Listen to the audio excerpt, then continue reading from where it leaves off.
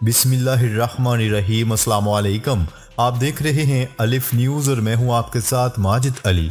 शामिल करते हैं आज की वन लाइन हेडलाइन।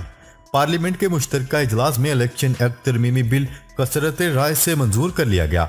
इंतखाबात में इलेक्ट्रॉनिक वोटिंग मशीन के इस्तेमाल और बैरून मुल्क मुकीम पाकिस्तानियों को वोट का हक मिल गया। अपोजिशन ने हंगामा आराई की, बिल की कापियां फाड़ दी और ऐवान से वॉक आउट कर दिया। वज़ीर आज़म इमरान खान के मशीर बराए पार्लिमानी अमूर बाबर आवान की जानिब से इंतखाबी इस्लाहात बिल पेश करने की तहरीक पेश की गई, जिसे कसरत राय से मंजूर कर लिया गया। तहरीक के हक में 221 जबकि मुखालफत में 203 वोट आए। शहबाज शरीफ का इलेक्शन तरमीमी बिल समेत दीगर बिलों को अदालत में चैलेंज करने का ऐलान।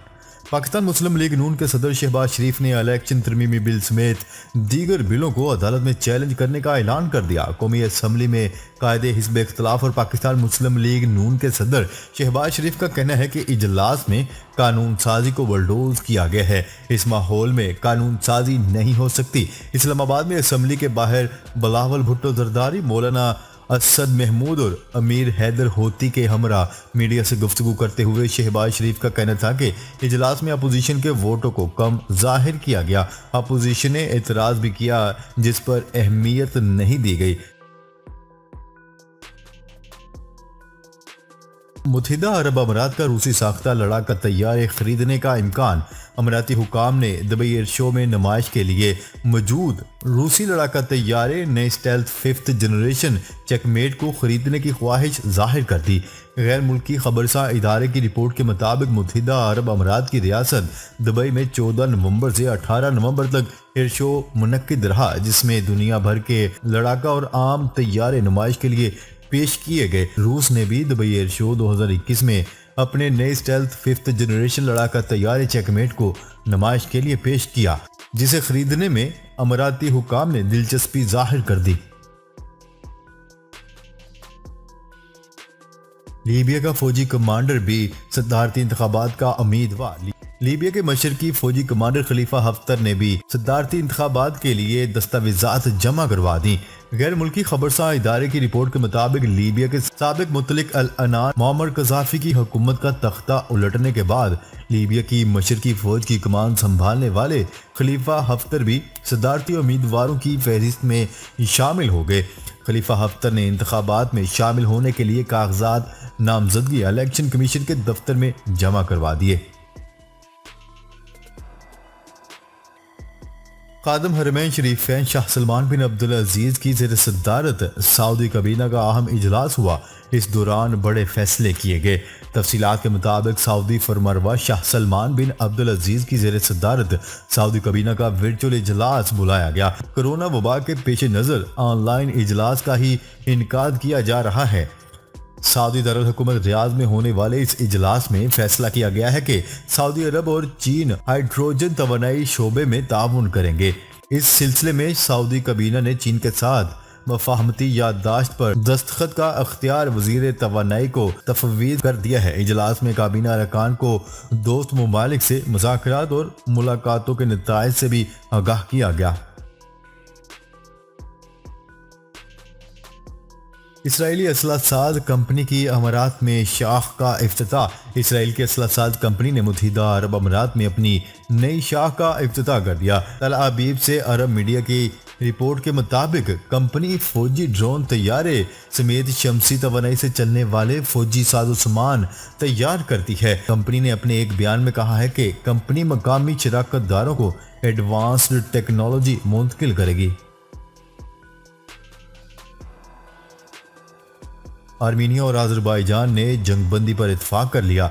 आर्मीनिया की वजारत दिफा का बयान में कहना था कि रूस की सालसी में अजरबैजान और आर्मीनिया के दरमियान जंगबंदी का मुआहिदा तय पा गया और सरहद पर सूरत हाल मुस्तहकम है। सरहदी झड़पों में आर्मीनिया का एक फौजी हलाक हो गया था और दर्जनों फौजियों को अजरबैजान की फौज ने गिरफ्तार कर लिया था। गैर मुल्की खबरसा एजेंसी की रिपोर्ट के मुताबिक इससे कबल आर्मीनिया की वजारत दिफा ने झड़पों के दौरान अजरबैजान की जानिब से 12 अमरीकी फौजियों को यरगमाल बनाने का भी दावा किया था। सऊदी फजाइया ने हौसी बागियों का ड्रोन हमला नाकाम बना दिया।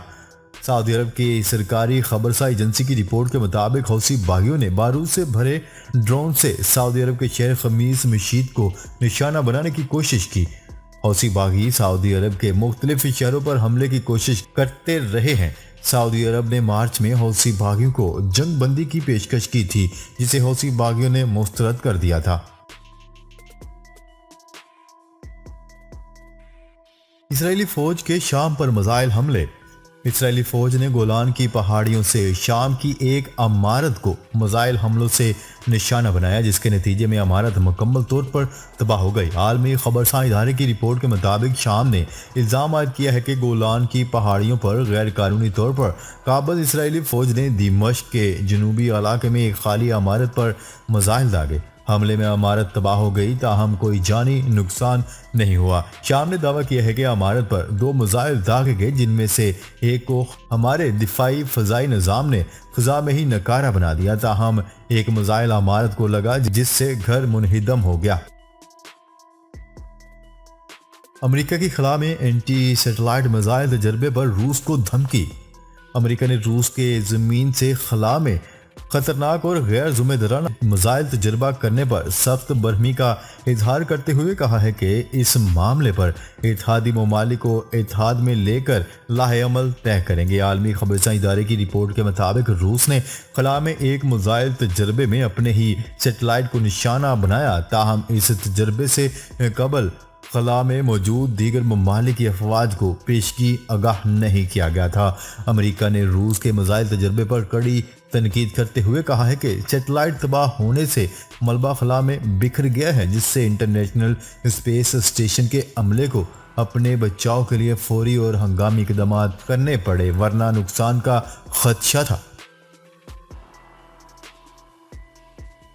भारत के दारुल हुकूमत में फ़ज़ाई आलूदगी में बदतरीन इजाफे के पेश नज़र नई दिल्ली में तालीमी अदारे गैर मुअय्यना मुद्दत के लिए बंद कर दिए गए। एयर क्वालिटी मैनेजमेंट एंड हंगामी इकदाम के लिए दिल्ली के कमीशन के इजलास में इस माह की 21 तारीख तक तमीराती काम पर पाबंदी का ऐलान भी कर दिया गया, जबकि शहर में कोयले पर चलने वाले बिजली घरों में से 5 को चलाने की इजाजत दी गई। नई दिल्ली पर जहर आलूद धुएं के बादल छाए हुए हैं और हवा में छोटे छोटे जहरीले अज्जा आलमी अदालत सेहत के तहफ़्फ़ुज़ के रहनुमा असूलों से कहीं ज्यादा हैं, जिनसे लोगों के फेफड़े मुतासर हो सकते हैं। मुत्तहिदा अरब अमीरात के सदारती महल में पहली बार इसराइल का झंडा लहरा दिया गया।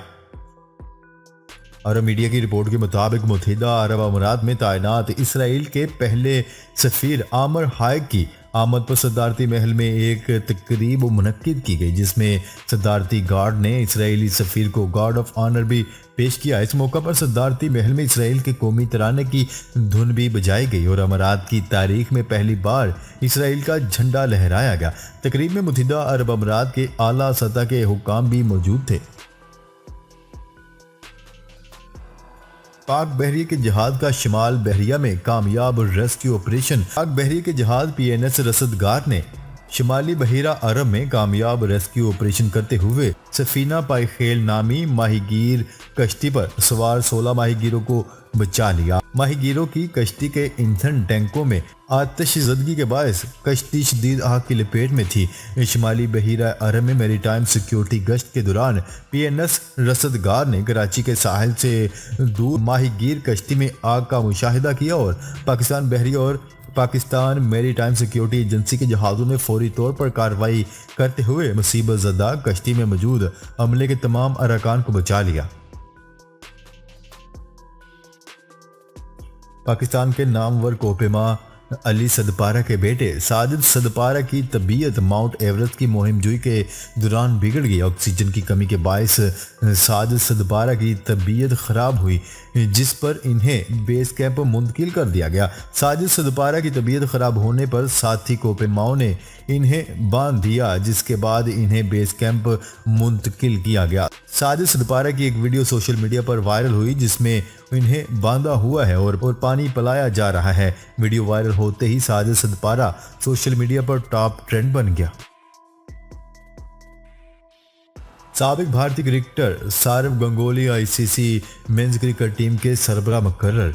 रिपोर्ट के मुताबिक board of control for cricket and India के सदर Sourav Ganguly international cricket council की क्रिकेट कमेटी के चेयरमैन का ओहदा संभालेंगे। इससे कबल ये जिम्मेदारी अनिल कुंबले के पास थी। साले रवा का दूसरा चांद ग्रहण 19 नवंबर को होगा।